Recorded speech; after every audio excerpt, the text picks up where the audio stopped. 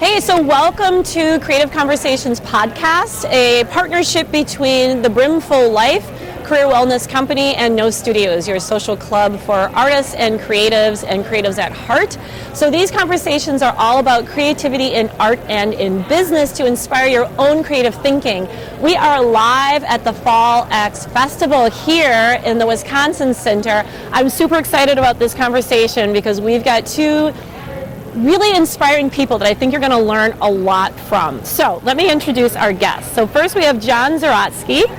And John is an author of Sprint and Make Time, two books that focus on how people in teams can work more efficiently and effectively. And you do a lot of writing and teaching on this particular topic, which we're going to dive into.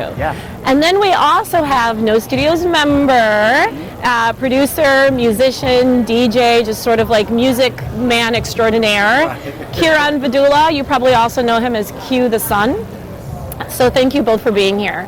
So our topic that we're going to talk about is all about working effectively, efficiently, productively, and what that means in your respective worlds. You working more with businesses and teams in the business setting, and you working in the creative space in terms of music and production. So whoever wants to go first, just tell me, what does it mean to be productive in your particular space? What does that word mean to you? John, why don't you kick us off? Sure, yeah, I try not to talk about productivity too much because I think it is for most types of work, it's not the right measurement. You know, you think of productivity, you think of machines, you think of output, number of widgets manufactured per hour or whatever, and that's not how humans function. Some people are in jobs where they do need to produce a certain amount, but for those of us who are trying to do things creatively and trying to think differently about our work, I think we need to be focused on the stuff that really matters to whatever we're doing instead of just trying to focus on doing as much of it as possible. Yeah, so not really about the quantity, I hear you saying that, in not all cases. And are you also saying not necessarily just focus on the outcome specifically, but more of the process and the journey? And if you do that right, the outcome should follow? Yeah, I think that being overly focused on goals or outcomes can actually have the opposite effect that you want it to have. If you're obsessed with, and it doesn't even have to be in a business context, if you're obsessed with losing a certain number of pounds and being on a strict diet, you're going to be less successful at reaching that goal than if you focused on the process of learning to love exercise and learning how to cook your own food and things like that. And that applies to our work as well. I think the more that we can focus on the process of creating space and time to really dig in and focus on the work that matters, the more likely we're going to be to reach our goals. We don't need to spend every minute obsessing over that specific outcome. Yeah, I want to come back to that. Maybe specifically get a little bit more diet tips. Sure. Yeah, right. You had me at we're gonna lose 5 pounds. Not an actual doctor. But Kiran, what did John say that you agree with? Is there anything that from a musician standpoint you're like, hold up here, I don't know? No, I think definitely as an artist and as anybody, you find that you get better results if you're focusing on making yourself better and making the people around you better. So I think when you ask about productivity, in the music space, productivity could be seen as I'm more productive if I'm making more songs, if I'm releasing more albums or doing more shows. But like you said, sometimes that can actually be destructive because you either become too stressed out or you're focusing too much on one thing without focusing on something else. So I like to use the word fertility instead of productivity. So, because it's and you and I talked about this before about kind of the creative processes, like nature, like a gardening process. So make sure you keep your mic on. I try to focus on making sure that the soil is really fertile for creation rather than how many vegetables am I pulling out of there. It's a great analogy. Yeah. So I think that doing things like staying healthy and staying fit and keeping positive relationships with the people that I work with, I end up spending more time on that, and products come out of that, fertility and that time spent. So John, in the business world, when you're working with teams, do you get a lot of pushback? Is this more becoming more like universally accepted in the business world, maybe backing off from leading with productivity as the goal? Or do you still find that you have to do a lot of education to get people to maybe think about work in a different way? I think that productivity is it's a helpful starting point for these conversations because it's a word that people understand at some level. So to me, I want to meet people where they are, and if where they are is thinking about productivity and trying to increase their output, then I'm going to start the conversation there. But I'm going to try to dig into what is really important. Like in every job, whether that's a job at the office or just our job in life, in every job there is a part of that job that really matters. There's a core of that work that is, that gives us purpose, that motivates us, and that's where the value comes from too. That's the actual core of what we're doing and why.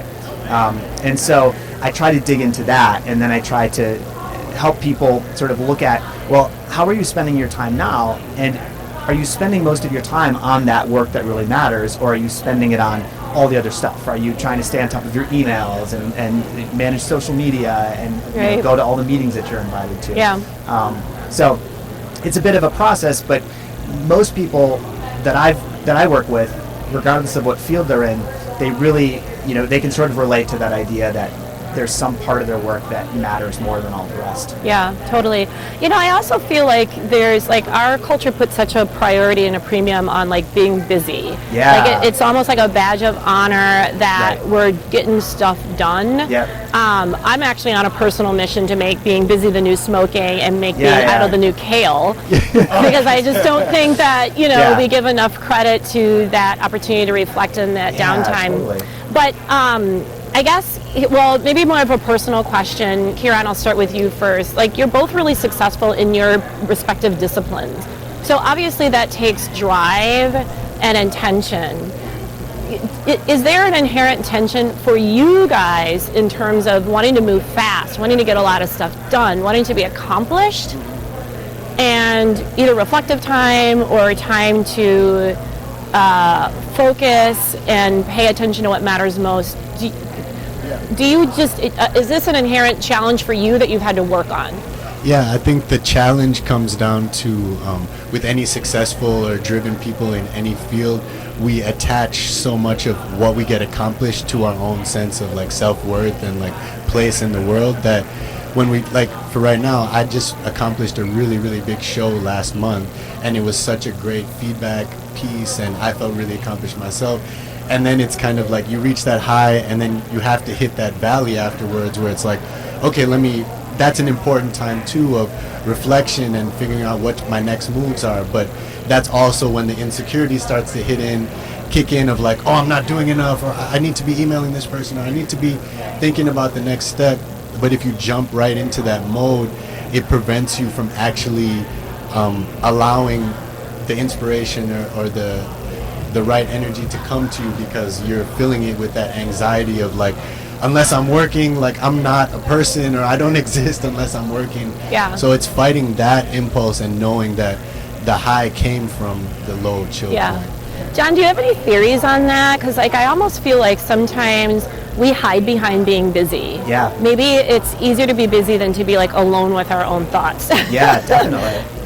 Yeah, there's a famous quote that all of humanity's problems stem from the inability to sit alone quietly in a room.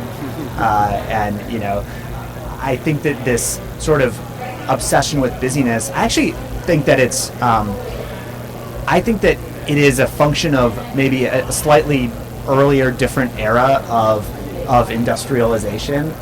Because, if you think about kind of typical work in, let's say the 70s or the 80s or whatever, there wasn't information coming at you constantly.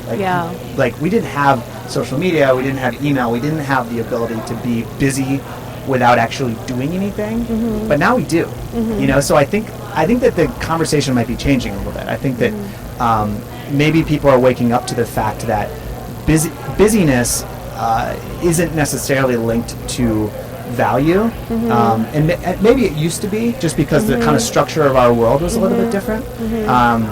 But now it's so easy to to be busy but not actually doing things that are important to us. Yeah. And so that's kind of, for me, that's sort of this human conversation that we're all having, is we're trying to navigate like this transition that we're in with all this new technology and all these new sources of information. So what do you see with like the younger generation that is, so I feel like because I'm Gen X, I didn't always grow up with a device, so I feel like really it's like an affront sometimes, this technology, but I would say my kids, maybe the opposite, they almost can't live without it. Yeah.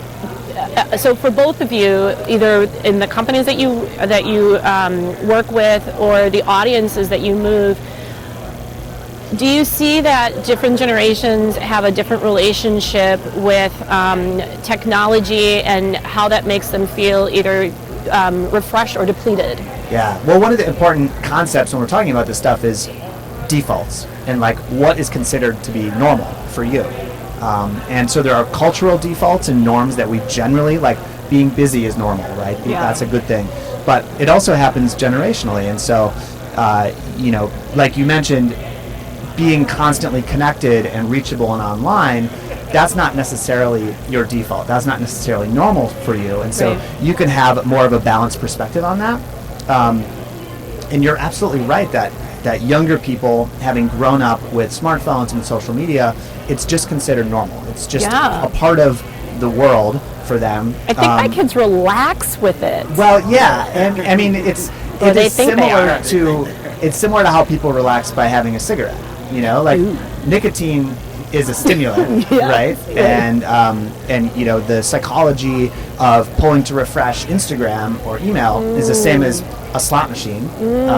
So like, people are seeking so-called relaxation by actually choosing to be stimulated, as an escape. And so when I wrote this book, Make Time, that came out last year, about how people can rethink their defaults and their relationship with technology so that they can actually make time for what they want to be doing. And I didn't expect that anybody under the age of, let's say 25 would really pick it up and find it valuable.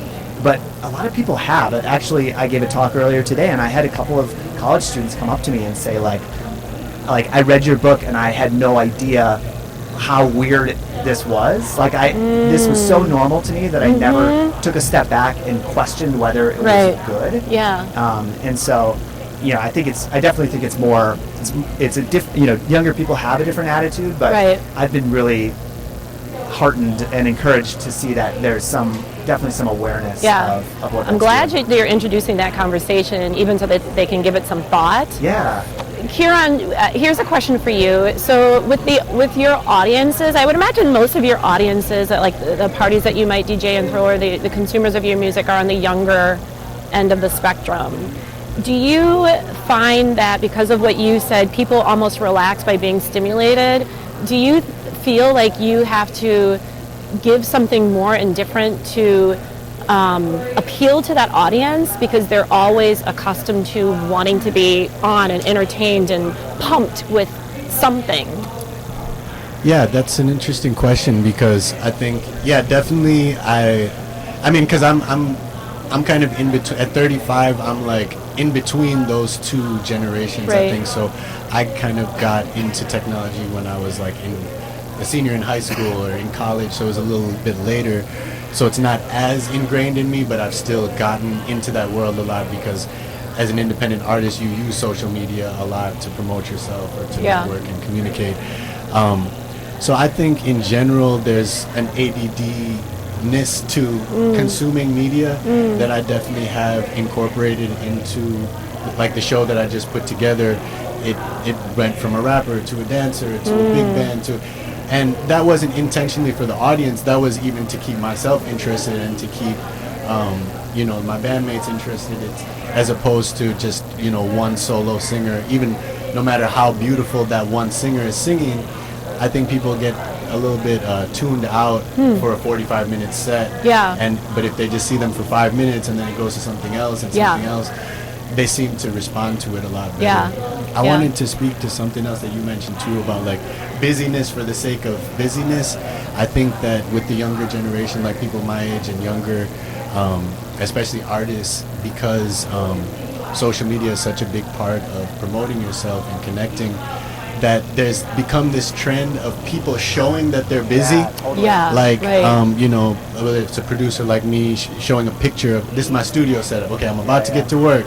Or I'm doing this thing. I'm a painter. Look at me. I'm busy. Like, I'm working on my thing. But it's like people spend more time actually showing their busyness than actually working on their craft. Right. You know, and that's really the trap a lot of times. And I've found that over the past couple of years, I've actually had to delete Instagram for a span of a few days to a few months. Yeah. To That really is dig one in. of your strategies in your book, Make Time, right? Actually get rid of your distraction. Right. Right. And you were like, you delete email. And I was like, whoa, John, easy now. Right. Easy now. Right. That's a no-no. Yeah, Instagram, conceptually, man. I get what you're saying, but man, do you so that's actually huge. delete Instagram? Yeah, it's so necessary, and I have Right. been encouraging so many of my friends and family and collaborators to do the same, because, like you said, when you were speaking to kind of these stimuli, it's psychological. You can't avoid it in those spaces because it just draws you in that way, especially when you're seeing everybody else, from the most famous artist to your next door neighbor. It's like, oh, they're working on an album, or he's got a book coming out, or okay, I need to get to it. So then you sit down with your coffee. Hey, look, I'm typing, like I'm doing something, like. I love it. But because you're posting, and then you keep going back to see how many likes that picture got. At the end of the day, you're not even working on your book or your album, it's a vicious or whatever cycle. it is. Like, John, do you foresee a future where we rotate the other way? Like, are we getting to a point where, like, we'll be sick of ourselves and then, the pendulum swings back, or we're not? You can't quite envision that. You doubt it. Yeah, I mean, I think part of why all these things we're talking about are so challenging is that they're in our DNA. I mean, if you look at human evolution, like, we evolved to be highly social. We evolved to care about what other people think. So when we see that photo of somebody else killing it, or hashtag crushing it, like we evolved to care about social, other people, so that we could form these sort of tight, cohesive groups. We evolved to be distractible. If you think about a pre-industrial age and you're walking through the woods, like, there's a flash in the corner of your eye, like, maybe it's something dangerous, maybe it's a tree falling, maybe it's a predator, and you need to notice that thing is there. So we've got all this natural wiring that has actually made it really, really difficult to sort of have control over these technologies, and a lot of the technologies are actually engineered specifically to take advantage of that wiring. So I think that the best we can do, and maybe I'm not being optimistic enough, but I think that the best we can do is that we can all become much more aware of who we are as humans, and what our interactions and relationships with technology are, so that we can be intentional, so that we can choose to use technology in ways that really support us. I don't want to discount the power of the fact that this is a podcast that's on the internet. Like this is a great use of technology, but refreshing Instagram to see how jealous you should be of people that you don't really know. That's not a great use. And so I'm just hoping that we, very much as we had to do as a society when we adopted electricity and the automobiles and all these world-changing new technologies, I hope that we'll get to the other side of that transition and have a much healthier just sort of perspective on what works for us. That's actually like a very, I guess, calming way of framing it, because when automobiles were first introduced, so many people were killed because they forgot these things go faster than a horse and buggy, and they're crossing the street and then they get hit. So we had to evolve, and if you want to have some fun time on Google someday, do look up some stories, newspaper stories from when the first cars came out, and there were articles about how this was going to be the end of the world, and maybe it is. I mean, cars definitely have some problems, but there were articles about how what it was going to mean for horses, the poor horses. There were articles about how they will now be not slaved anymore, right? So about how carriage drivers, that was no longer going to be a job, and what were those people that's going to do fascinating. instead? And I don't mean to say that we've that everything's perfect, but we kind of figured it out. We have emission standards. We have like but safety also regulations. the trend now is fewer cars on the road. Yes, right. definitely. So maybe everything sort of evolves, and so you're right. I think we adapt, and we will figure out a healthy way to incorporate it into our society. Yeah. All right, guys, so let's get a little personal here, like your go-to strategies. So Kiran, how about you? Like when you're starting to feel, oh, I should be taking pictures of me doing work instead of doing work, that's not good. So how do you catch yourself, and what are your go-to strategies for being more like centered? Yeah, I think the last time we talked, and the reason you invited me in this particular conversation is I was talking about my love of long walks, especially in nature. And making sure to leave my phone behind, because that way, because sometimes you can go for a walk in nature, but then you're still like, oh look, I'm taking pictures of, hey, I'm going for a walk. I'm so mindful. I'm going for a walk. Click, click. Yeah, but walking to me is a great meditation, because the scenery is constantly changing around you, so you're still simulated. You're moving, so you're feeling your blood flowing. Nature just in general is always an inspirational and healing space to be in. But even if I'm not in nature, if I'm just walking around downtown or whatever, it's like your wheels are still spinning and you're thinking about stuff, but you're not working. Like you can't sit down and write something down. You just, the thoughts are passing through your head, and you're seeing stuff, or you might see a person or the sun shining or whatever it is. That's always my number one. Like that's a daily practice for me. And I actually started walking because you said that. I had always been a runner. So again, if I'm going to do anything with my time, it's going to burn calories, as many as possible. Efficient. And this whole concept of walking seemed useless. But because you said it, and I really, for all the reasons that you said, I really enjoy it. I still feel like I'm productive in doing something. But it's not as intensive. Like if I'm running, I'm focused on my breath and just getting through the run. But with the walking, I'm able to just still like be more present, I guess. Yeah, right? And what I do with the walks too is I make sure I'm not walking anywhere. So I literally like, oh, that building looks cool, I'm gonna walk that way now, or maybe I'll go by the lake. So each intersection I reach or each path, like I can just decide, and then I'll know I'll eventually make my way back to my house or whatever. You know what I like about that? I feel like so much of our day is focused on what we have to do or what we should do, and not what we want to do. And even just being able to wander where you want to is kind of refreshing in itself, right? Absolutely. Kind of empowering. Definitely. John, what are your go-to strategies? Well, I'm really glad that you mentioned walking, because that's a huge one for me, and I feel like I do most of my writing while I'm walking. Not literally like on my phone, but like using it as just sort of space to think.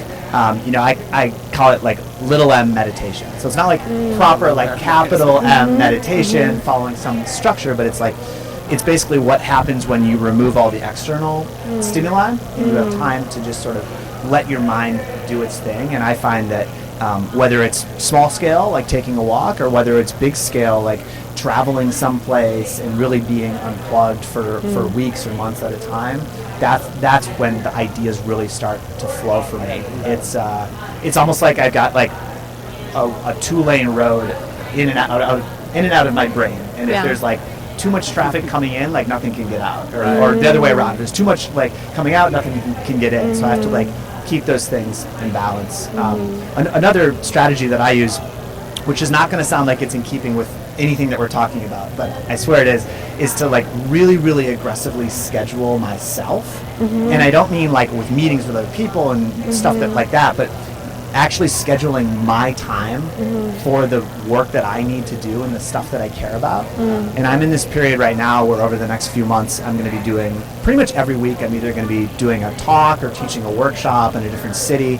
And so that's a lot of like there's, giving the performance, which is one thing, but then there's a lot of work that comes ahead of it where I need to prepare slides, I need to develop new workshops, I need to rehearse things. And so I actually have gone through and said like, okay, I've got an event on the 5th, like how much time do I need to prepare for that, and where am I going to schedule that in? And so like 2 days before, I'll actually schedule in like from 7 a.m. to noon, like all I'm going to do is focus on that event. I'm going to prepare for that event that's on the 5th. And it sounds like it would be just really, I don't know, sort of, it sounds like it would be drudgery, or just sort of like be like not about mindfulness and not about finding that space and that quiet. But I find for me the opposite happens when I know that I've actually made that plan and given myself the space for what needs to be done. Then I can kind of relax and I can kind of trust myself. It's like, I got this. I'm good. Like I know that I set aside the time for this and not be like constantly worried about it or thinking about it. Scrambling to find the time to do it and rushing and cobbling it together and like little pieces of time here and there. Well, and it works the other way around too, where like if somebody suggests a meeting, or if like somebody there's a new article I'm thinking of writing, a new opportunity, and then I go to my calendar and I say like, I could do that, but I was supposed to spend time working on this thing. So like, is that a trade-off I want to make? Like, which one of these things is more important? Right. And that just leaning on my calendar in that way really helps me kind of keep everything in balance. Right. Who knew that, reflection time and being quiet, it takes so much effort and so much planning. You have to put it in the calendar. But I do think the theme here is intention and self-awareness, right? So we all probably have different degrees of what we need to feel fulfilled and recharged. It's different for each of us, but you really have to know thyself and know those warning signs, but then be intentional and serious about creating that space where you can just take a step back. And I would say whenever possible, after you've gone through that step of knowing yourself, then try to externalize it in some way. Don't count on yourself to like exercise the willpower in the moment to go take that walk. Like build it into your calendar, or remove the apps from your phone, like you said, or create a commitment to somebody else. Say like, we're going to make plans to go for a walk, or like we meet every Thursday for drinks, or like externalize that commitment so that you have this structure that you can fall back on. Because otherwise, for me anyway, when things get busy and I get stressed and I get into those moments, I forget all my good intentions, you know? And I just like end up just working like crazy. And that's actually, and it becomes a vicious cycle, right? Because then when you're not feeling good, when you're not rested, when you're not stressed, you're not doing those things that you actually do need to recharge, right? Exactly. You just So, Kiran, any final thoughts? Any recommendations? Any advice for people out there? Delete your Instagram app now. Probably. I think the conversation is just like, I hate stress. You know what I mean? I like getting a lot of things done. I like to think big. I like to affect people and work on big things. But I go so ugly when I'm stressed, like with the people I'm working with, on myself.